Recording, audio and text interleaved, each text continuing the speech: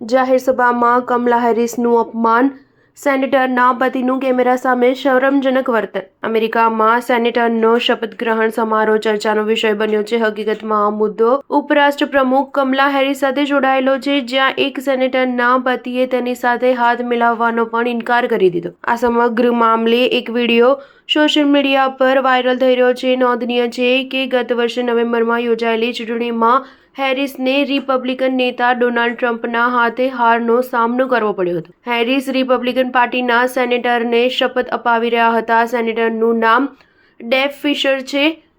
તે પતિ Bruce Fisher સાથે પહોંચી હતી. સોશિયલ મીડિયા પર વાયરલ વિડીયોમાં જોવા મળી રહ્યું છે કે ડેબે અને બ્રુસને હેરિસ પાસે ઊભા રાખવામાં આવ્યા ત્યારે બ્રુસ અસહજ જોવા મળ્યા. તેના પર હેરિસે રમૂજી અંદાજમાં કહ્યું, "ઠીક છે, ડરશો નહીં, હું કરડીશ નહીં."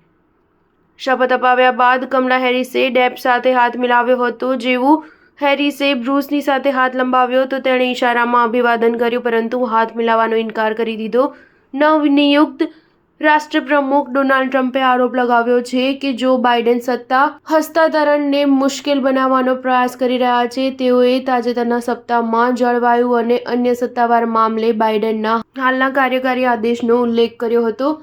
ટ્રમ્પ 20 જાન્યુઆરી અમેરિકાના 47માં રાષ્ટ્રપ્રમુખ તરીકે શપથ લેશે અને અમેરિકન રાષ્ટ્રપ્રમુખ સત્તાવાર આવાસ અને કાર્યાલય વ્હાઇટ હાઉસમાં બાઇડનની જગ્યા લેશે. સ્ટાર ન્યૂઝ 7 હંમેશા સચ્ચાઈની સાથે.